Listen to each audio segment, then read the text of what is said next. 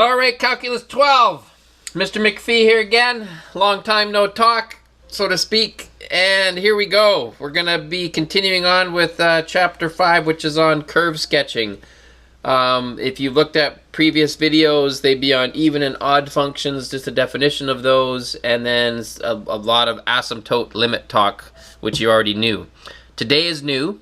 Today's a good one. Today we talk about the second derivative and what it means to the original graph. So there's a lot of good, really important information in here that'll really be helpful to you on many levels, just on the new learning and just another attribute of derivative knowledge that can be used towards your questions. So we'll talk about what is concavity and points of inflection, and I've already kind of alluded to that. It deals with the second derivative, and this is 5.3 in our textbook, and there's the section where the question, the practice of the concavity and points of inflection will exist. Okay, so let's get ready to roll. It's weird talking to myself with no feedback from anybody. I don't get to look out into the crowd and see sleepy eyes or people that are actually smiling or having a rough day. So I just look out my window right now and all I see is my neighbor's lawn and the roses blowing in the wind. And they don't really give me much feedback. So when I look at those roses, I'll think of you as students. Okay, this is really weird. But let's get rolling. Here we go. I don't even know what that means, but anyway, here we go.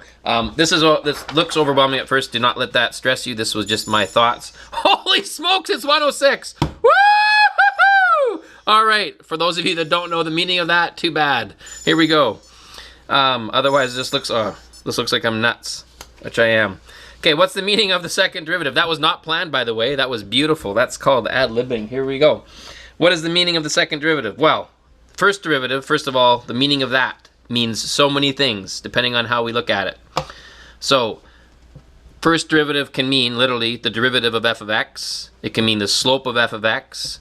It can mean f of x, whether it's increasing or decreasing. Increasing if the derivative is greater than 0, decreasing if it's less than 0. It can mean rate of change of f of x. Those are all correct. It's just a matter of how your mind wants to go about thinking about them. Second derivative, then, is, and this is where it gets a little bit weird, it's kind of like a dream within a dream. The second derivative means the derivative of the first derivative. Or it means the derivative of f of x. Means the rate of change of the derivative. The rate of the change of the rate of the change of f of x, if you want.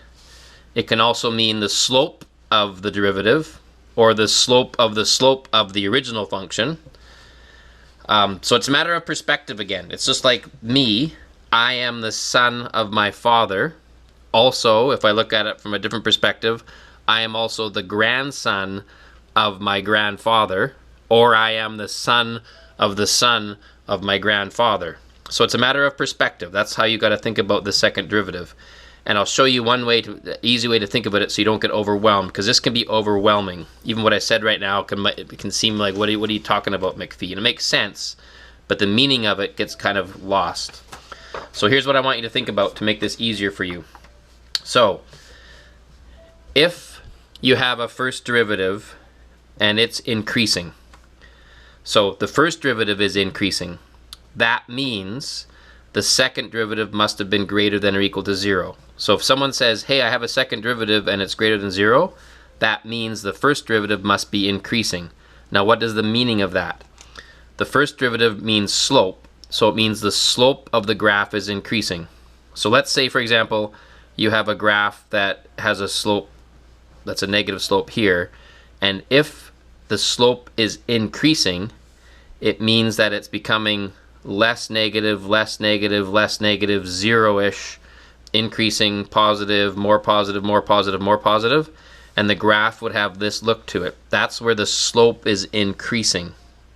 No matter where I look at it, from here to here, the slope's increased. From here to here, the slope is increased from less negative to, or from a negative to a less negative. And that graph has that look to it, and we call that concave up. Like it's almost like an opening up parabola, but it's not a parabola necessarily. So that's called concave up. Opposite to that would be if the second derivative is less than 0, that means the slope, the derivative, is decreasing. So again, if I took a graph of a line or a function that was had a slope that was positive, and then as you moved over, the slope became more decreasing. So if it was, say, positive slope 2, and then it went to positive slope 1, then a half, and then 0, and it's decreasing, you'll end up with this kind of concave down look. So that's kind of the easiest way to think about the second derivative. Greater than 0, the graph is concave up. Less than 0 second derivative, concave down. So that's called concavity. It gives you another attribute to the graph that you didn't have before. So this is the summary of that. Summary of that is concavity. If the second derivative is greater than 0, you have the original function must be concave up, like. If it's less than 0, the second derivative, the original function must be concave down, as we talked about.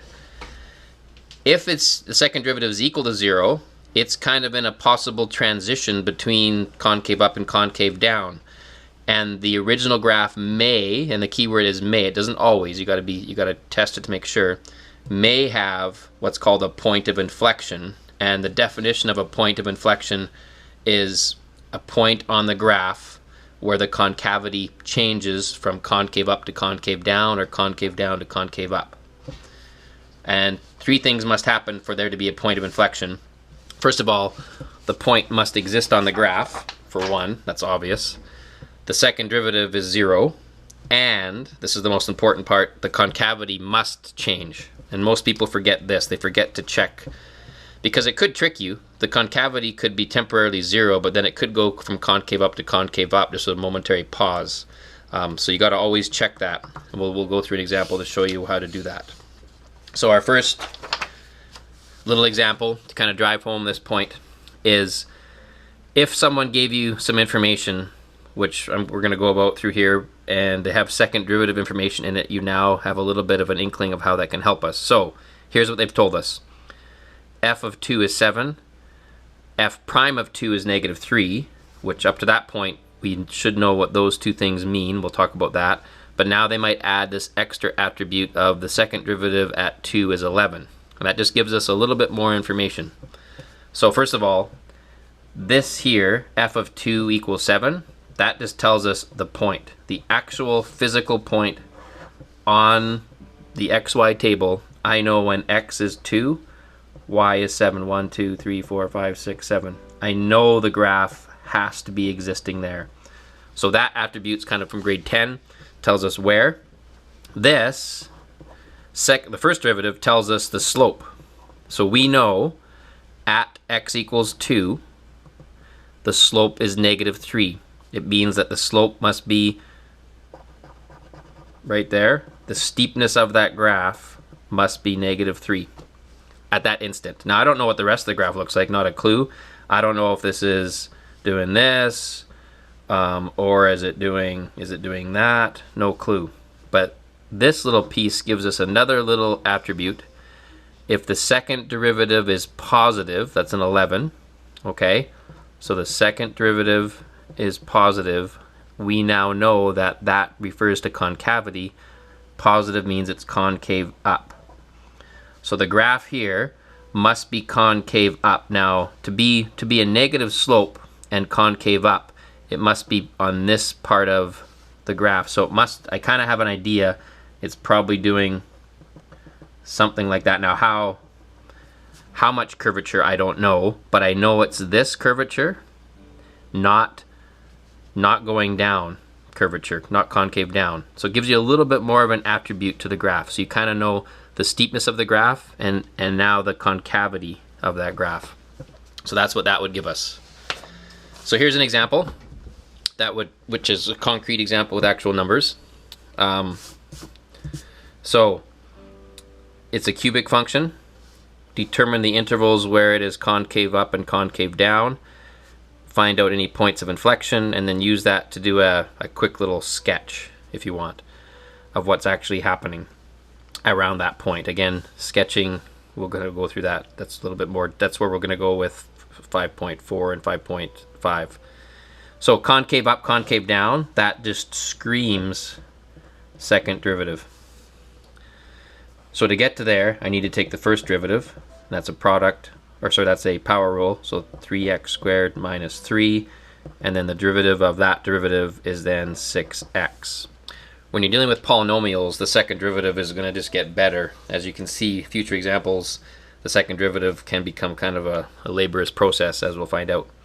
So now what does that tell me? Now, much like you analyze the first derivative, analyze this in a very similar fashion. It's not true critical numbers, but what I would want you to do, take your second derivative, find out where it's equal to 0. So where does 6x equal 0? Well, that's when x equals 0. That's going to be a point of interest.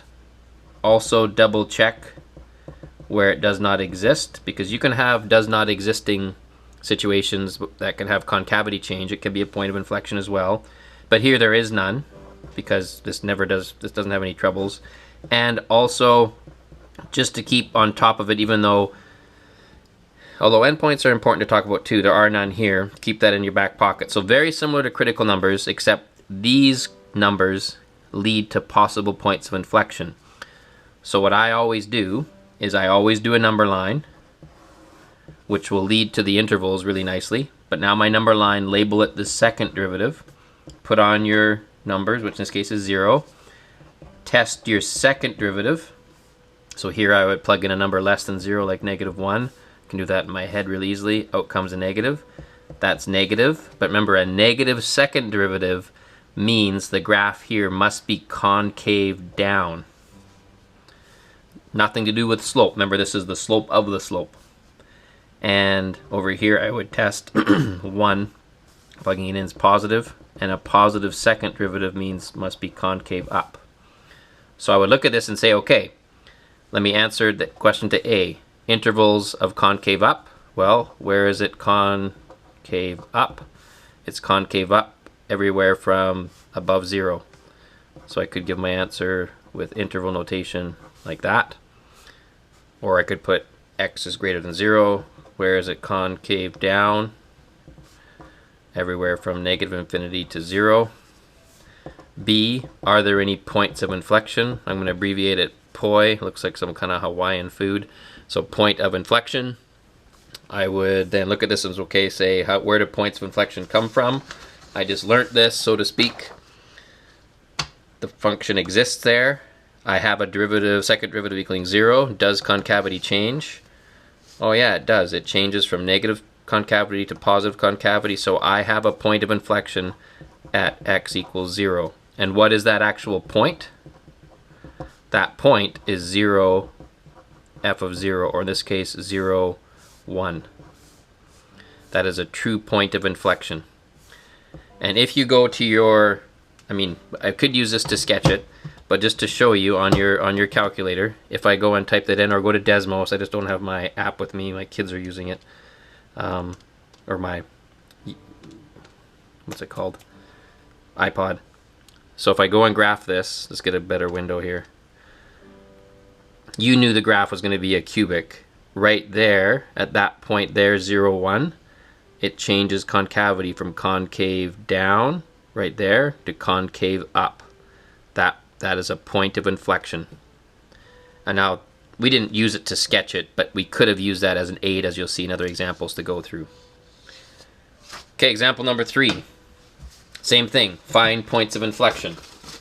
Hardest part of this question will be, well, where do points of inflection occur? Well, they occur when the second derivative equals 0 and concavity changes. Right there, I understand the big picture. Now, just like the big picture of, I understand what a marathon is. I know a marathon is 42 kilometers, but can I actually do it? So I know what this is. Can I actually do it? Well, to do this, I need to take the first derivative to get to the second derivative. And unfortunately, this is going to involve the quotient rule. So I can't even get into the new learning. I have to do some old stuff. So remember, the quotient rule is bottom function times the derivative of the top function minus the top function. So bottom times the derivative of top minus the top times the derivative of the bottom all over the bottom squared. Do a little bit of cleanup on this. The numerator is x squared plus 1 minus 2x squared over this mess. I don't feel like foiling out the bottom. And my numerator becomes 1 minus x squared. Which I can see, I'm going to do it just because I can. I don't know why I'm going to do this. I just feel like factoring the numerator, although I don't know if that's really helpful. I'm just doing it because I saw it. So there's my first derivative. Unfortunately now, man, I got to take the second derivative. And the second derivative, I need to take the derivative of any one of these stages. I personally would probably choose to use another quotient rule on this guy. So I go through and do another derivative taking process, and this is the hardest part. The question is not hard, it's just really laborious. So now I do the quotient rule again. I'm going to start on this part of it because that factoring didn't really help me to take the derivative. It would help me to find out my zeros and critical numbers, but I don't really need to go there. So bottom function times the derivative of the top, which is negative 2x, minus the top function times the derivative of the bottom. Uh-oh, little chain rule. So 2 comes down, inside stays the same, lowers by 1, derivative of the inside, the baby, 2x, all over the bottom squared. Now if I'm squaring a square, I'll end up with a 4th power. And I need to work with this, so I definitely want to clean this up. So I'm going to do this slowly. I don't want to make life hard on myself. I do not feel like expanding that. I really don't. So I'm just going to write this as negative 2x times x squared plus 1, all squared. Here I'll make this look a little bit better. I'll make that a 4x. And I'll rewrite this. And I'll rewrite that. I'm not going to factor that yet. I might, but I don't want to do too much work. Sometimes if you do too much work, you have to backtrack. Now instead of expanding all this, which to me would be an absolute nightmare, I am going to look for common factors between these two big clumps. So I can take out a negative 2 out of both. I can take out an x. I can take out the highest power on, sorry my pen is dying, on the x squared plus 1. I can take out a power of 1. Okay, now what comes out? So if I take this out of this, take it out, I get one of these.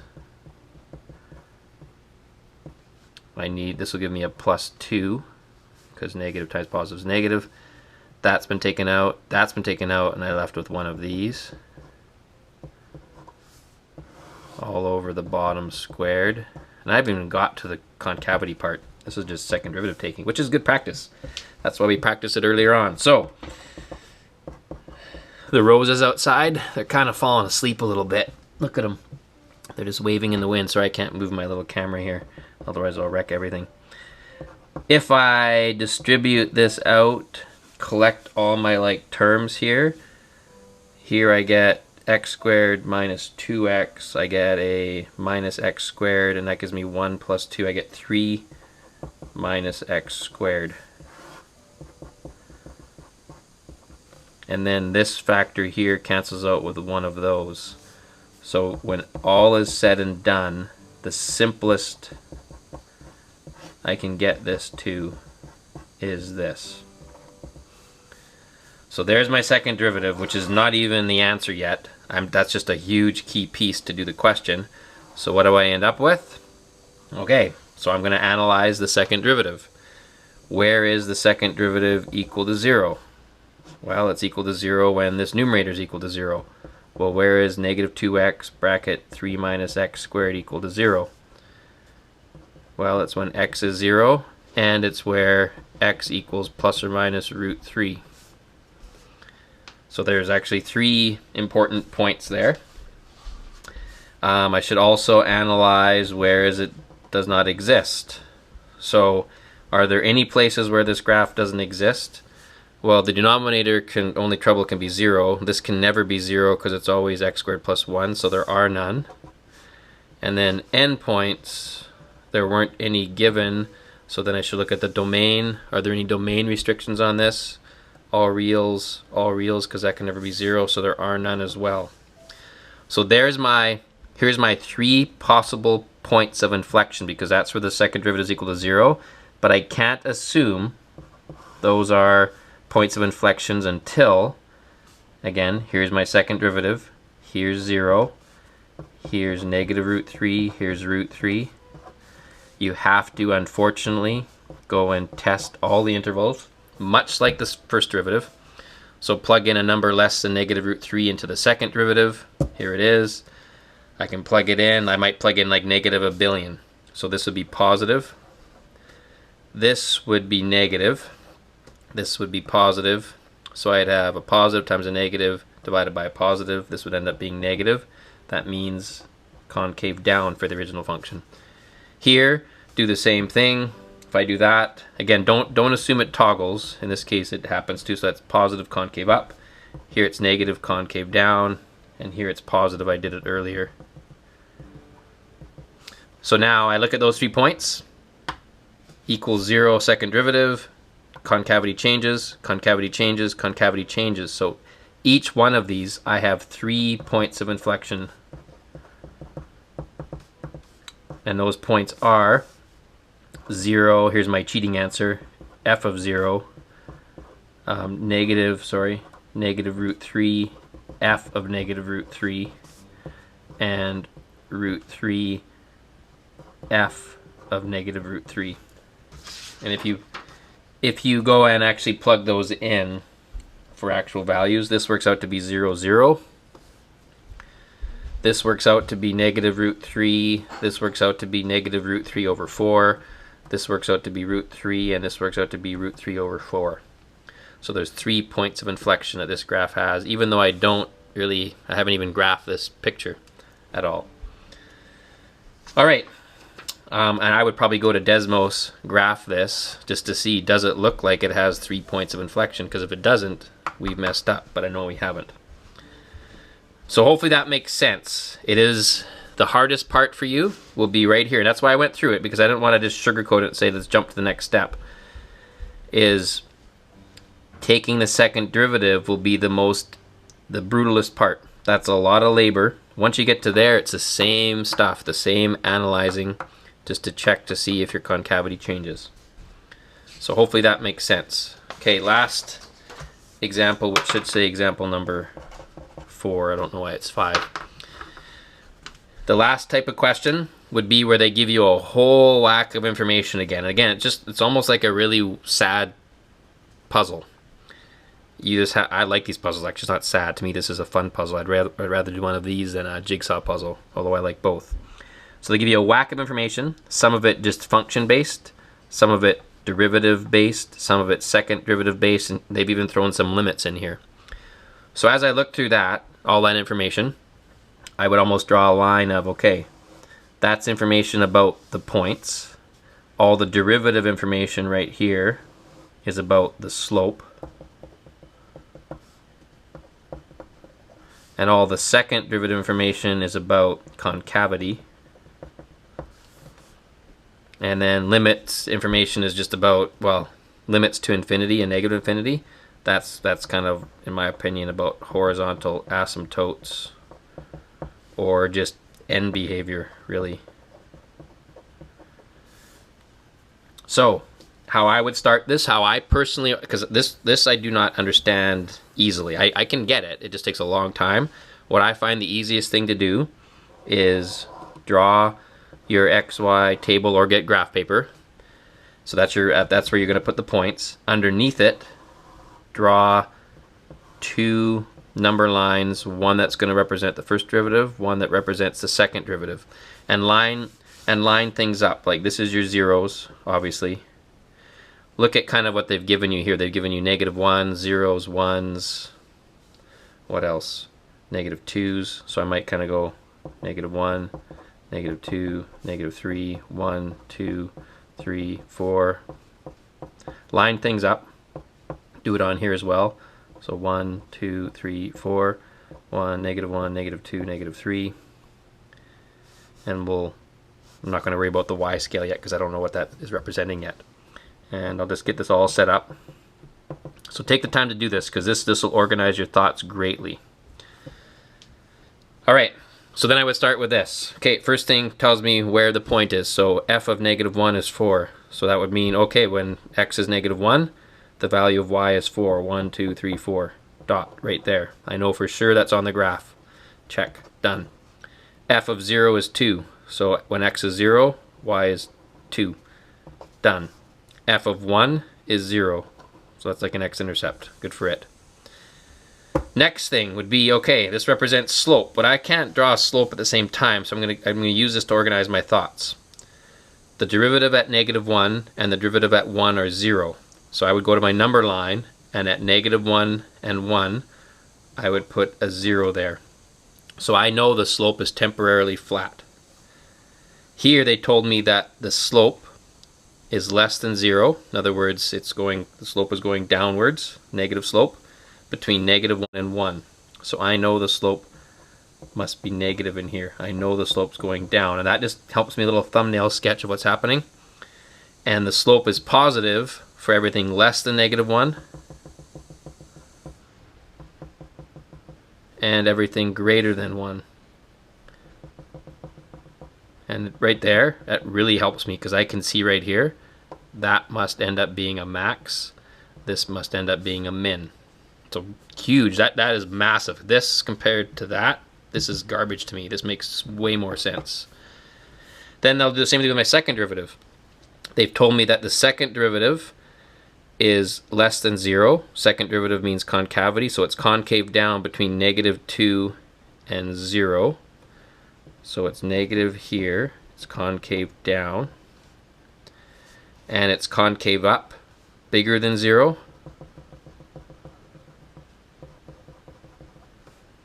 All concave up, and less than -2.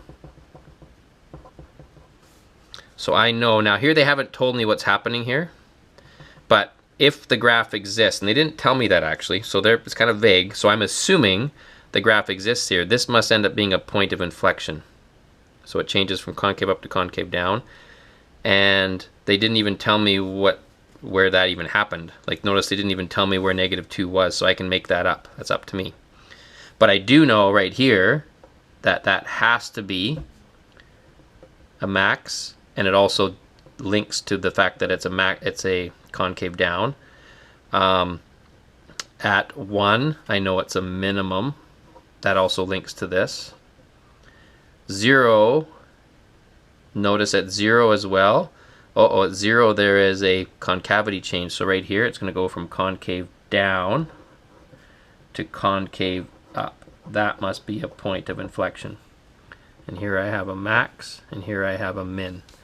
And just that jives with everything here. And then it's a matter of, okay, here it continues on here. Slope continues to be positive, and it's concave up. So it's just getting steeper and steeper and steeper. I didn't look at this yet though. Hopefully that makes sense. As x approaches infinity, does the y value approach infinity? Yes, so that jives.